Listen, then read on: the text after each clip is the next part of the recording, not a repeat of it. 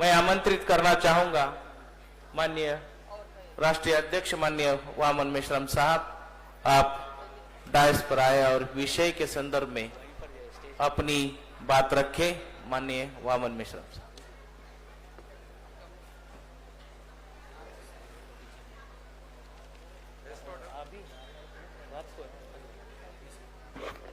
Hello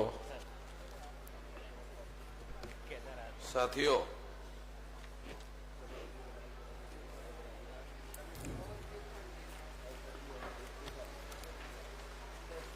आज अधिवेशन का चौथा दिन चल रहा है और चौथे दिन में ये हमारा दूसरा सत्र चल रहा है। पहले सत्र का विषय महिलाओं से संबंधित विषय थे और दूसरा जो सत्र चल रहा है उसमें जो विषय है ईडब्ल्यूएस आरक्षण से यदि आरक्षण की 50% की सीमा समाप्त हो गई तो खुद को पिछड़ों के हितैषी बताने वाले भाजपा ओबीसी को संख्या के अनुपात में आरक्षण क्यों नहीं लागू कर रहे। संविधान और कोर्ट में मराठा आरक्षण तभी टिक सकता है जब तक उनकी जाति आधारित गिनती नहीं होती, 50% की सीमा समाप्त नहीं होती एवं तत्सम जातियों का अलग प्रवर्ग इंटरमीडिएट क्लास नहीं बनाया जाता। तीसरा विषय है असम के अंदर आरक्षण पॉलिसी आज तक लागू ना करना ब्राह्मणवादी सरकार का षड्यंत्र है। साथियों, आज 2-3 मुद्दों पर मैं बात करके अपनी बात समाप्त करना चाहूंगा। पहली बात तो ये है कि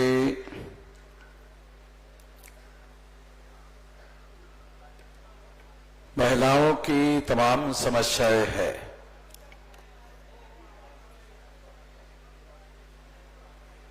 मगर मैं ऐसा मानता हूं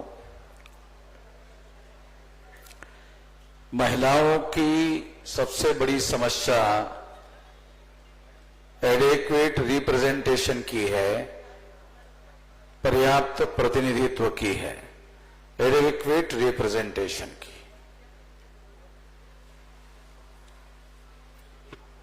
आप लोगों को याद होगा कि नरेंद्र मोदी ने 33% महिलाओं को आरक्षण देने की बात कही,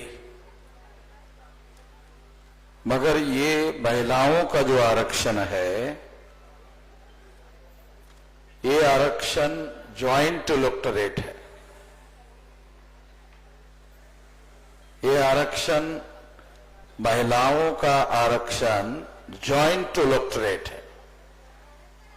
ये ज्वाइंट इलेक्टोरेट एक कॉन्स्टिट्यूशनल पॉइंट है, लीगल पॉइंट है कॉन्स्टिट्यूशन का। जैसे बाबा साहब अम्बेडकर ने राउंड टेबल कॉन्फ्रेंस में शेड्यूल कास्ट को, शेड्यूल ट्राइब को सेपरेट इलेक्टोरेट का अधिकार मांग किया था और 17 अगस्त 1932 को ए सेपरेट इलेक्टोरेट एलोकेट हुआ था। उसके विरोध में गांधी जी ने आमरण अनशन किया था। तो तमाम देश में लोग गांधी जी को महात्मा कहते हैं, मगर महात्मा जिनको लोग कहते हैं उन्होंने अंग्रेजों के द्वारा दिए हुआ जो आरक्षण है और वो भी सेपरेट इलेक्टोरेट का आरक्षण है, उसे समाप्त करने के लिए गांधी जी ने उपवास किया था। ये जानकारी हमारे लोगों को नहीं है क्योंकि ये कॉन्स्टिट्यूशनल मैटर्स है, वो हमारे लोगों को एक सामान्य जागृति जो है वो सामान्य जागृति नहीं है, सामान्य लेवल की समझ नहीं है, तो कॉन्स्टिट्यूशनल अंडरस्टैंडिंग का मामला है, ये तो बड़ा हायर लेवल का मामला है। और इस वजह से क्या हुआ, उस समय हैरान करने वाली बात है कि बैकवर्ड क्लासेस के लोगों ने गांधी जी का साथ दिया ये जॉइंट इलेक्टोरेट थोपने के लिए और सेपरेट इलेक्टोरेट समाप्त करने के लिए। उससे क्या हुआ, शेड्यूल कास्ट और शेड्यूल ट्राइब के 131 मेंबर पार्लियामेंट चुनकर जाते हैं। ये चुनकर जाने वाले जो लोग हैं 131, इनका आजकल ब्राह्मण लोग ओबीसी के विरोध में इस्तेमाल करते हैं।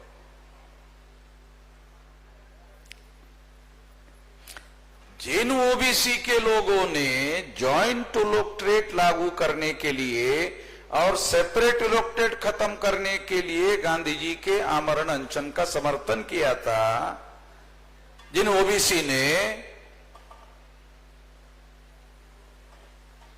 उन ओबीसी के विरोध में शेड्यूल कास्ट और शेड्यूल ट्राइब के 131 मेंबर पार्लियामेंट का ये ब्राह्मण जाति के लोग, जिनकी इस देश में मेन स्ट्रीम पार्टियां हैं, वो इस्तेमाल करती है और पार्लियामेंट में इनके विरोध में उनका समर्थन लेकर इनके विरोध में काम करती है। कोई भी सेंट्रल में आज तक गवर्नमेंट, जब से आजादी मिली तब से आज तक, संविधान लागू हुआ तब से आज तक, कोई भी सेंट्रल में कांग्रेस की या बीजेपी की सरकार शेड्यूल कास्ट और शेड्यूल ट्राइब के पॉलिटिकल रिजर्वेशन के समर्थन के बगैर नहीं बनी। अभी नरेंद्र मोदी को 303 सीटें मिली, उसमें 76 शेड्यूल कास्ट शेड्यूल ट्राइब की है। अगर उसको माइनस कर दो, वो मोदी की सरकार भरभरा के गिर जाएगी। तो मोदी भी प्रधानमंत्री बना हुआ है, वो भी शेड्यूल कास्ट शेड्यूल ट्राइब के पॉलिटिकल रिजर्वेशन से। तो ये जो पॉलिटिकल रिजर्वेशन है, ये पॉलिटिकल रिजर्वेशन का ओबीसी के विरोध में जो मेन स्ट्रीम पार्टियां हैं वो इस्तेमाल करती है। क्यों इस्तेमाल करती है? क्योंकि शेड्यूल कास्ट और शेड्यूल ट्राइब के जो मेंबर पार्लियामेंट चुनकर जाते हैं वो ज्वाइंट इलेक्टेड है। ज्वाइंट इलेक्टेड की वजह से शेड्यूल कास्ट शेड्यूल ट्राइब के रिप्रेजेंटेटिव नॉमिनेटेड रिप्रेजेंटेटिव हो गए। अब ये कॉन्स्टिट्यूशनल मैटर है, हमारे लोगों को इतनी गहरी सूझबूझ और इतनी गहरी समझ तो है नहीं जितनी बाबा साहब अम्बेडकर को थी। बाबा साहब अम्बेडकर ने जिस चीज का विरोध किया और रिकॉर्डेड विरोध किया, वो बात भी अभी तक हमारे लोगों के समझ में नहीं आती। अरे विरोध किया तो कोई वजह होगी, तो वजह ढूंढो, उनके रिकॉर्ड में अवेलेबल है।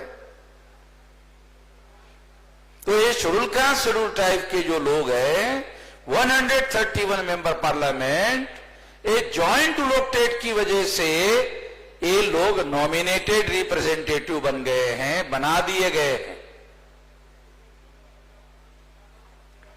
बाबा साहब अम्बेडकर ने और Gandhi and Congress have done to untouchable में इनको दलाल और भड़वे भी कहा, agent of the caste Hindu, अंग्रेजी का शब्द है agent of the caste Hindu. अब एजेंट को हिंदी में क्या कहते हैं? शुद्ध हिंदी में मध्यस्थ, देशी हिंदी में दलाल। और बॉम्बे के फरास रोड पर बड़ुआ, बॉम्बे में एक फरास रोड है, वहां पर एक बड़ुआ होता है। तो ये दलाल और बड़ुआ जो है ने अलग अलग एरिया में जो शब्द पैदा होते हैं उसकी भी हिस्टोरिकल बैकग्राउंड होता है। तो ये बाबा साहब आम्बेडकर ने what Gandhi and Congress have done to untouchable states and minority नाम का मेमोरेंडम उन्होंने कॉन्स्टिट्यूएंट असेंबली को सबमिट किया, ऑन रिकॉर्ड है। अंग्रेजी में उन्होंने agent of the caste Hindu कहा।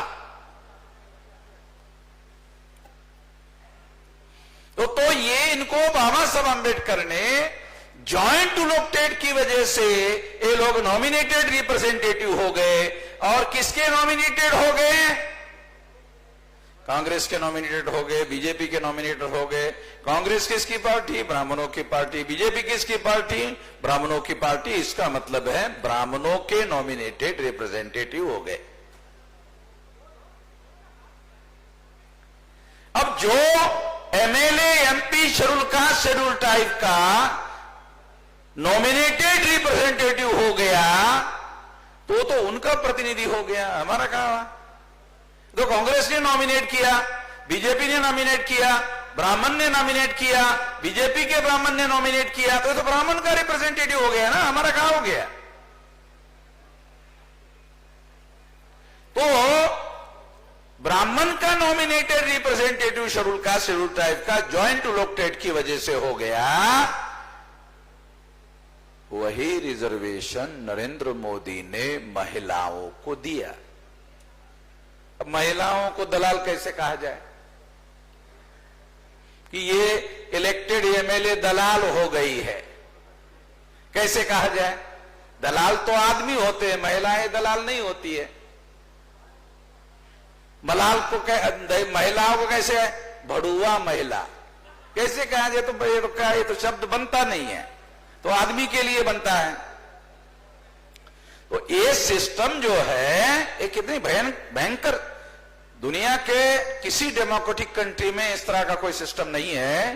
ये सारा का सारा ब्राह्मणों ने और गांधी ने किया। तो इससे अंदाजा लगा सकते हैं कि गांधी कितना खतरनाक किस्म का शैतान आदमी था। ये हम लोग ढो रहे हैं, ये गांधी ने इसको सिस्टम के अंदर डाल दिया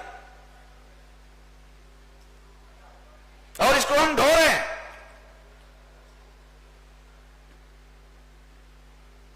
तो महिलाओं को 33% रिजर्वेशन दिया नरेंद्र मोदी ने, तो वो जॉइंट इलेक्टेड था। जॉइंट इलेक्टेड का मतलब है नॉमिनेटेड रिप्रेजेंटेशन।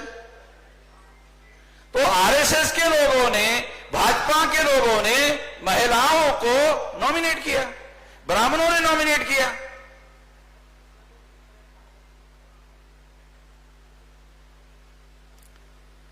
अगर महिलाओं के 33% कितने होते हैं? कितनी महिला होती है? 100 में 33, 500 में करो 5 को 150 से ज्यादा, तो लगभग 250। तो अभी आने वाले समय में हो सकता है उस समय नरेंद्र मोदी ना रहे, उस समय महिलाएं जो है वो 250 महिलाएं जो है संसद में आएगी।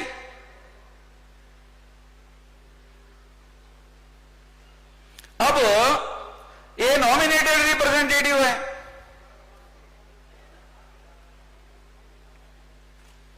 तो ये लोग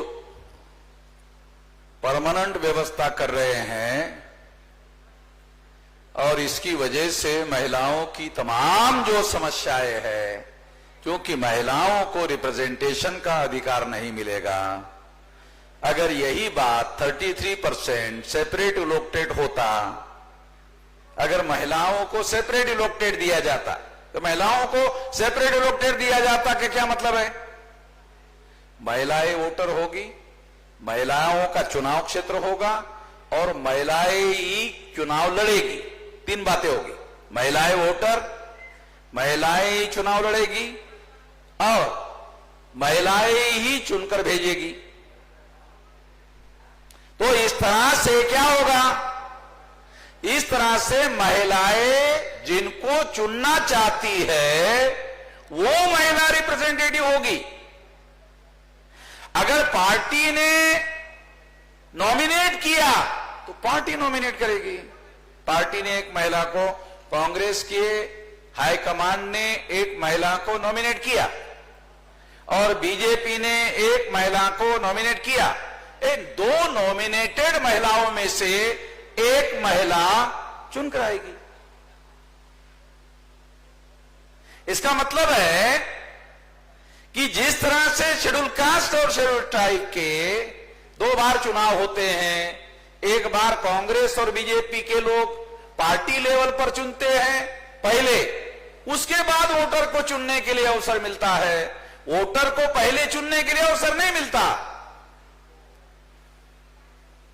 बाबा साहब आंबेडकर ने इसके लिए गांधी को, कांग्रेस को यह कहा था कि कौन कैंडिडेट होना चाहिए, ये पार्टी का हाईकमांड निर्धारित करने का काम ना करे।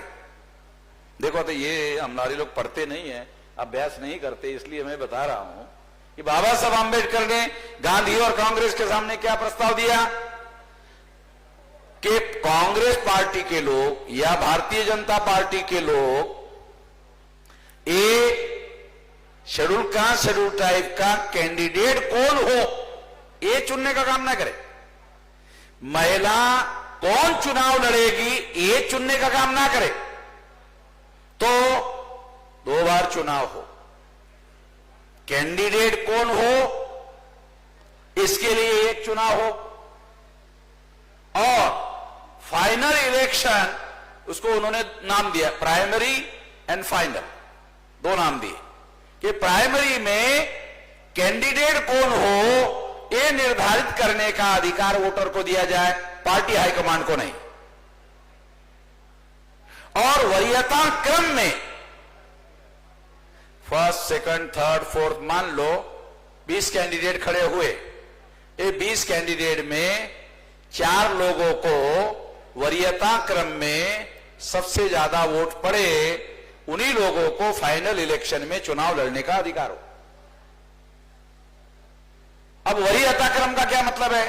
मान लो 20 लोग खड़े हैं, तो एक को 1000 वोट पड़े, एक को 900 पड़े, एक को 800 पड़े, 1 को 700 पड़े, और बाकी लोगों को 600, 500, 400 नहीं। ये वरीयता क्रम में जिनको सबसे ज्यादा वोट पड़े वो कैंडिडेट होंगे चुनाव के लिए, पार्टी हाईकमांड को अधिकार नहीं होगा।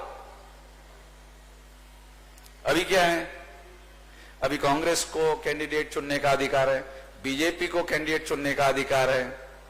तो कांग्रेस के ब्राह्मण चुनते हैं शेड्यूल कास्ट का आदमी कौन एमएलए बने, कौन एमपी बने, कौन महिला एमएलए बने, कौन एमपी बने। अब कांग्रेस और बीजेपी के हाईकमांड के लोग, हाईकमांड में कौन है? ब्राह्मण है। तो इसका मतलब है वोटर हमारे हैं 85%, मगर कैंडिडेट कौन होगा ये तो पार्टी के लोग चुनते हैं। और उन्हीं कैंडिडेट जिनको पहली बार पार्टी ने चुना, वही विकल्प है ना वोट देने के लिए। मान लो एक राम प्रसाद है और एक सीता प्रसाद है, यानी एक राम का प्रसाद है, एक सीता का प्रसाद है। अब 2 ही लोगों को मान लो टिकट मिला, तो आपके पास विकल्प क्या है? 2 ही में से, या तो राम के प्रसाद को चुनना है या तो सीता के प्रसाद को चुनना है। 2 में से एक को चुनना है। एक गवर्नेंस ऑफ द कंट्री का जो सिस्टम है, ये उस लेवल की अंडरस्टैंडिंग है। हमारे लोगों को तो प्राइमरी लेवल की अंडरस्टैंडिंग नहीं है। मैं तो गवर्नेंस ऑफ द कंट्री की बात बता रहा हूं आप लोगों को। यहां बैठे हुए भी बहुत सारे जो पत्रकार लोग, इनको पता भी नहीं है, ये तो पहली बार सुन रहे होंगे, जानकारी ही नहीं है क्या गलत है क्या सही है, तो बात की बात है। बाकी लोगों जो ये जो पत्रकार लोग हैं ना, जो अपने को ज्ञानी और पंडित कहते हैं, इनको पता भी नहीं है, जानकारी के लेवल पर नहीं है। बाकी लोगों का क्या है? क्यों? क्योंकि हमारे जो लोग हैं, ये गवर्नेंस ऑफ द कंट्री के बारे में जो बहुत सारी खराबियां है, जिस पर बाबा साहब आंबेडकर थिंकिंग करते थे, और उसके हिसाब से उन्होंने अपना लिटरेचर और किताबें तैयार किया हुआ है। कम से कम 2 किताबें हमारे लोगों को पढ़ना चाहिए। एक, what Gandhi and Congress have done to untouchable and emancipation of untouchables. ये 2 किताबें जो है, ये इमेंसिपेशन ऑफ अनटचेबल जो है, ये उन्होंने संविधान सभा को सुपुर्द किया, तो इसमें गवर्नेंस ऑफ द कंट्री में क्या होना चाहिए, कैसे होना चाहिए, क्यों होना चाहिए, ये लिखा हुआ है। इसमें दिक्कत आ सकती है आप लोगों को कि वो पढ़ने के बाद आपको समझ में आएगी कि नहीं आएगी, क्योंकि ये बहुत ऊंचे लेवल का रिप्रेजेंटेटिव का सिस्टम का मामला है। इसके लिए बारीकी का जो अध्ययन और अभ्यास होने की जरूरत है, ऊंचे लेवल की अंडरस्टैंडिंग होने की जरूरत है। हाई कोर्ट के हमारे वकीलों को समझ में नहीं आता, जो कॉन्स्टिट्यूशनल मैटर डिबेट करते हैं कोर्ट में, उनको समझ में नहीं आता, क्योंकि मैंने किसी वकील के मुंह से नहीं पढ़ा ये जो बात मैं आपको बता रहा हूं, मैंने किसी वकील के मुंह से आज तक नहीं सुना। जो लोग हाई कोर्ट में और सुप्रीम कोर्ट में वकालत करते हैं वो कॉन्स्टिट्यूशनल मैटर की वकालत करते हैं। वही सिस्टम महिलाओं को लागू कर दिया तो महिलाओं को रिप्रेजेंटेशन ही नहीं होगा, तो महिलाओं की सामाजिक, आर्थिक, धार्मिक किसी भी समस्या का समाधान होने के बजाय जो देश का मौलिक ढांचा है उसमें सुधार करने के जो कानून हैं, उसके बजाय ब्राह्मणीकृत सोशल ऑर्डर को मजबूत करने वाले कानून बनाए जा रहे हैं। ये समझ में भी नहीं आ रहा है। प्रचार करने वाले जो मीडिया है वो क्या कहते हैं, अरे महिलाओं को 33% दे दिया, किसी को पता ही नहीं दिया कि छीन लिया। तो एक तो ये मुद्दा है। दूसरा मुद्दा ये जो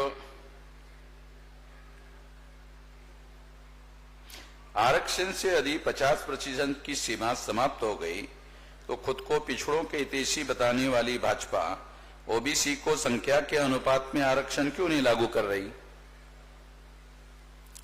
अब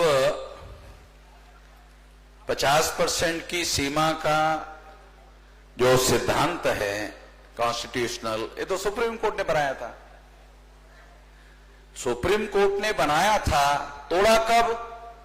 एक सुप्रीम कोर्ट को एक वक्ता के द्वारा यहां एक बात कही गई कि सुप्रीम कोर्ट को कानून रद्द करने का अधिकार नहीं है। सुप्रीम कोर्ट के पास पार्लियामेंट का पास किया हुआ कानून पूर्णतः रद्द करने का भी अधिकार है। यदि कोई कानून संविधान के मौलिक ढांचे के विरोध में पार्लियामेंट ने पास किया तो सुप्रीम कोर्ट के पास वो कानून रद्द करने का अधिकार है। कोई व्यक्ति यहां एक भाषण इस सत्र में एक व्यक्ति ने ऐसा, वो अभी स्टेज पर नहीं है, तो ऐसा अधिकार है सुप्रीम कोर्ट के पास में। कॉन्स्टिट्यूशन के बेसिक स्ट्रक्चर के विरोध में अगर कोई कानून पार्लियामेंट ने पास किया तो उस कानून को पार्लियामेंट के द्वारा पास किए हुए कानून को सुप्रीम कोर्ट को रद्द करने का अधिकार है। क्यों? आर्टिकल 32 के तहत किसी भी कानून की समीक्षा करने का अधिकार कि वो कॉन्स्टिट्यूशनल है या नहीं है, ये अधिकार सुप्रीम कोर्ट के पास आर्टिकल 32 के तहत। पढ़ लेना, हमारे लोगों को पढ़ना चाहिए, आर्टिकल 32 पढ़ना चाहिए कि पार्लियामेंट को असीमित अधिकार नहीं है, अनियंत्रित अधिकार नहीं है। अगर असीमित और अनियंत्रित अधिकार पार्लियामेंट को दिए जाए और 3/4 मेजोरिटी भाजपा को मिल जाए तो संविधान बदल देगी। ऐसा तो अधिकार नहीं है। कॉन्स्टिट्यूशन में यह प्रावधान है नहीं है कि आपको अगर 3/4 मेजोरिटी मिल जाएगी तो भी आपको कॉन्स्टिट्यूशन का बेसिक ढांचा बदलने का अधिकार नहीं। ये संविधान की रक्षा करने के लिए कॉन्स्टिट्यूशन सुप्रीम कोर्ट को पावर दिया गया है। इस हिसाब से अगर जनरल कैटेगरी के लोगों को जिनको रिजर्वेशन लागू नहीं है उनको 10% रिजर्वेशन को सुप्रीम कोर्ट ने क्लियर किया कि ये कॉन्स्टिट्यूशनल है।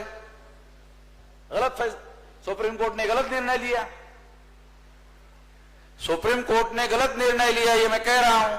सुप्रीम कोर्ट के जजेस ने ये गलत निर्णय लिया। अगर वो ऐसा कहते हैं तो क्या वो खुदा है क्या? सुप्रीम कोर्ट के जज खुदा नहीं है।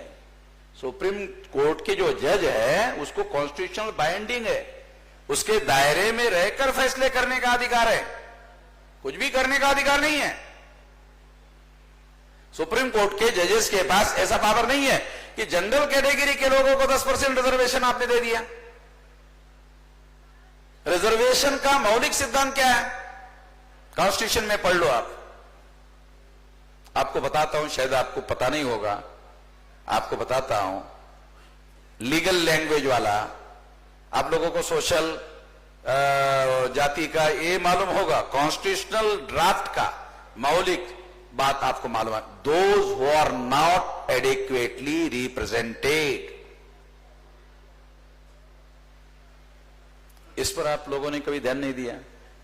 कॉन्स्टिट्यूशन में बाबा साहब का लिखा हुआ है, क्या लिखा है कि उनको ये रिजर्वेशन क्यों कॉन्स्टिट्यूशनल है, क्यों दिया जाना चाहिए? Those who are not adequately represented, जिनको पर्याप्त प्रतिनिधित्व नहीं है, इसलिए जायज है। अब सवाल यह है कि अगर ब्राह्मण और तत्सम ऊंचे जाति के लोगों को अगर 80% प्रशासनिक अधिकारियों पर रिप्रेजेंटेशन पर कब्जा है, उसके बाद 10% उनको आप रिजर्वेशन दे रहे हो, तो क्या उनको पर्याप्त प्रतिनिधित्व नहीं है, इस वजह से 10% दे रहे हो? क्लियरली गलत बात है, क्योंकि उनको उनकी संख्या, ब्राह्मणों की संख्या 3.5%, मान लो दूसरे लोगों की संख्याओं को अगर कैलकुलेट किया जाए जिनको रिजर्वेशन नहीं है, तो वो 15% है। तो 15% को पहले से 80% है, प्रशासन में ऑलरेडी 80% है, उनकी संख्या भर्ती की हुई है, वो 80% है। ये बात अलग है कि 80% में क्षत्रिय और वैश्य लोगों का रिप्रेजेंटेशन नहीं है, वो ब्राह्मणों का ही है। अगर पहले से ही 80% है, तो इसका मतलब है कॉन्स्टिट्यूशन में ये जो लिखा हुआ है रिजर्वेशन के लिए लिखा हुआ है क्या? Those who are not adequately represented, जिनको पर्याप्त प्रतिनिधित्व नहीं है, उनको प्रतिनिधित्व दिया जाना चाहिए। ये जो कॉन्स्टिट्यूशन का ड्राफ्ट कह रहा है, ये फैसला सुप्रीम कोर्ट का इसके विरोध में है, क्योंकि उनका तो 80% है, जिनकी संख्या 15% है, उनका 80% ऑलरेडी है, उनको और 10% दे रहे हो। अरे ये क्या है? उसको नहीं माना जा सकता, क्योंकि मैं इस बात को मानने के लिए राजी नहीं हूं, और ये मेरे पास अधिकार है। एक सिटीजन ऑफ इंडिया के तौर पर अगर कोई गलत बात हो रही है, सुप्रीम कोर्ट ने अगर ऐसा निर्णय लिया, तो मुझे ये बात कहने का अधिकार है। मैं इसी अधिकार के तहत ये बात कह रहा हूं। मान लो मुझे मौका मिल गया, मैं 72 घंटे में बदल दूंगा। मान लो ऐसे मौका मिल गया 72 घंटे में बदल दूंगा। इसको बदलने के बहुत सारे तरीके हैं, कॉन्स्टिट्यूशनल मैकेनिज्म है, उसका उपयोग किया जा सकता है। और हमेशा के लिए अगर मामला खत्म करने का है, तो ये 100% जो है, ये रिप्रेजेंटेटिव सिस्टम को डिफाइन किया जाए, और डिफाइन करके 100% लोगों को दे दिया जाए, मामला खत्म हो जाएगा। 100% लोगों को रिप्रेजेंटेशन दिया जाए, अर्थात लोगों का लोकतांत्रिकरण, भारत के लोकतंत्र का लोकतांत्रिकरण करना होगा। देखो लोकतंत्र क्या है? लोकतंत्र एकाधिकार के विरोध की व्यवस्था है, तो लोकतांत्रिकरण करो ना। लोकतांत्रिकरण का क्या मतलब है? संख्या के अनुपात में लोगों को अधिकार दो, तो प्रशासन का लोकतांत्रिकरण हो जाएगा। भारत के संपूर्ण जो ढांचा है, वो सारे ढांचे का लोकतांत्रिकरण कर दो। जब तुमने लोकतंत्र स्वीकार किया, तो उसको अंगीकार करो, व्यवहार में अंगीकार करो। अगर उसको व्यवहार में अंगीकार करते हो, तो ही आपने उस सिद्धांत को स्वीकार किया, ऐसा माना जाएगा। हम लोग ऐसा चाहते हैं, खुश करने के लिए ब्राह्मण लोग बोलते रहते हैं, ताकि हम लोग खुश हो जाए कि नहीं अभी उन्होंने बोल दिया है। अरे बोलने से क्या होगा? लागू करना होगा ना। हमारे लोग बोलने से ही संतुष्ट हो जाते हैं। बोलने से संतुष्ट होने से वो लोग बहुत होशियार है, वो चालाक है। वो बोलते क्यों है? आपका विरोध समाप्त करना चाहते हैं। अगर आपके अंदर की विरोध की भावना समाप्त होती है तो आपका आंदोलन नहीं होगा, और हमारे जैसे लोगों का समर्थन आप लोग नहीं करोगे। जब हम आपके पास समर्थन के लिए आएंगे, उन लोगों के लिए समर्थन के लिए आएंगे, तो आप लोग कहोगे या वो लोग कहेंगे, अरे मेश्राम जी आप ये कह रहे हो, मगर अब उन्होंने मान लिया है, अब आंदोलन की क्या जरूरत है? वो ये साला घर में ही बैठा रहेगा, हमको समर्थन देगा नहीं, समर्थन मिलेगा नहीं, तो बोलेंगे तो बोलने से ही संतुष्ट हो जाते हैं, इनके लिए कुछ करने की जरूरत क्या है? तो ये तो दांवपेच है। आपकी उग्रता को, आपके विरोध को ये समाप्त करने के दांवपेच का हिस्सा है, इसे समझना जरूरी है। तो इसलिए साथियों, हम लोगों को ये बात ध्यान में रखते हुए काम करना चाहिए।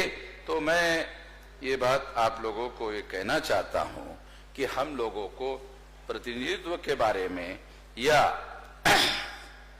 ये जो केवल देश के लोकतांत्रिक ढांचे को पूरी तरह से लोकतांत्रिक स्वरूप में खड़ा करने की जरूरत है।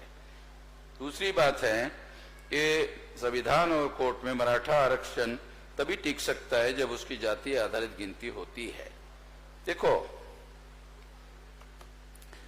अभी दो शब्द आ गए, एक मराठा आ गया, कुणबी आ गया। 100 साल पहले जाओ तो 100 साल पहले सारे के सारे कुणबी है। ये मराठा शब्द जो है, ये मराठी बोलने वाले दूसरे राज्यों में दूसरे जो लोग हैं, खासतौर पर मुस्लिम एरिया के जो लोग हैं, मराठी बोलने वाले सभी लोगों को मराठा बोलते हैं। मगर महाराष्ट्र में सभी लोग मराठा नहीं है जाति के हिसाब से, तो कुणबी लोगों का अपग्रेडेशन के लिए मराठा कर दिया गया। अब मराठा करने की वजह से ऊंचा उठने के लिए या ब्राह्मणों ने चालाकी क्या की, ये तमाम बैकवर्ड क्लास के आंदोलन से मराठा कहकर इन लोगों को अलग कर दिया जाए, इन लोगों को क्षत्रिय बनाकर अलग कर दिया जाए। अगर ऐसा अलग हो जाते हैं तो ये जो महाराष्ट्र में ज्योतिराव फुले का आंदोलन चल रहा है, ये कमजोर हो जाएगा। वो एक दांवपेच का मामला था, कुणबी को मराठा कहने का। उसमें उस समय उसके पीछे दांवपेच था। अब हालात बदल गए, तो जो अपने को मराठा कहने वाले लोग हैं, वो उस दांवपेच में फंस गए। अब मराठा कहने की वजह से, कागज में लिखने की वजह से अब अधिकार कुणबी के नाम पर मिलेंगे। वो कागज में रखने के, घर में रखने से क्या फायदा?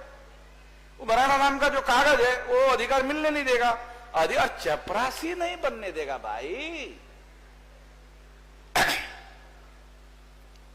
पाटील साहेब, तुमच्यासारख्या माणसांनी चपराशी बनणं बरं वाटते का? मला बरं वाटत नाही ना।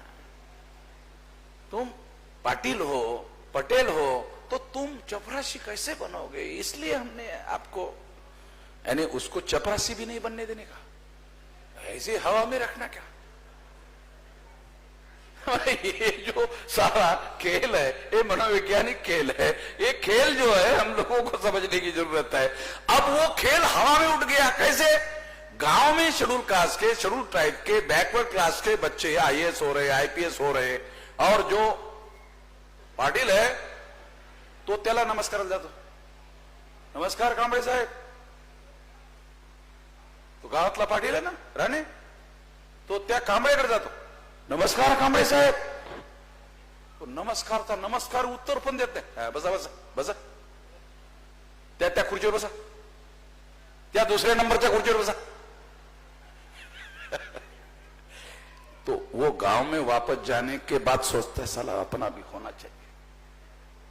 ये परिस्थिति है जो बदल रही है।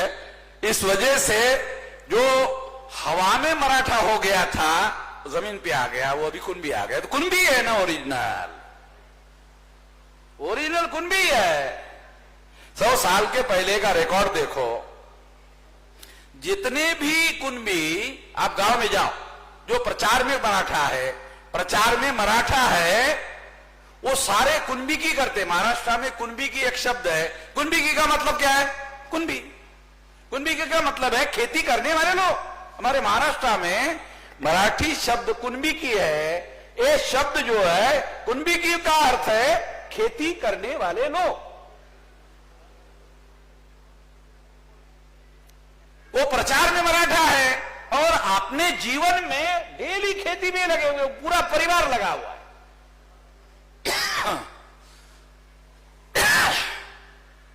तो इसलिए ये परिस्थितियां बदल रही है। तो गवर्नेंस ऑफ कंट्री जो है ये जीवन में बड़ा बदलाव लाने वाला साधन है। ये 1930 में बाबा साहब आम्बेडकर को बात समझ में आती थी। अभी 2023 चल रहा है और 7 साल के बाद 100 साल हो जाएंगे। 100 साल के बाद अभी हमारे लोगों को कुछ बातें समझ में आ रही हैं। तो इसलिए साथियों, ये बातें लोगों तक ले जाने की जरूरत है, लोगों को समझाने की जरूरत है और इसके लिए आंदोलन करने की जरूरत है। तो हम लोग आने वाले समय में एक तो 52% ओबीसी वाला जो मुद्दा है कि 52% लोगों को 52% मिलना चाहिए, इसके लिए आंदोलन होना चाहिए। 52% ओबीसी की जाति आधारित गिनती का एक मुद्दा वो मान नहीं रहे, तो 52% ओबीसी का और 52% रिजर्वेशन का मुद्दा जो है इसके लिए राष्ट्रव्यापी आंदोलन होना चाहिए। तो हम आने वाले समय में इसके लिए राष्ट्रव्यापी भी आंदोलन करेंगे। इस मौके पर मैं इतना ही कहना चाहता हूं और अपनी बात समाप्त करता हूं। धन्यवाद। धन्यवाद माननीय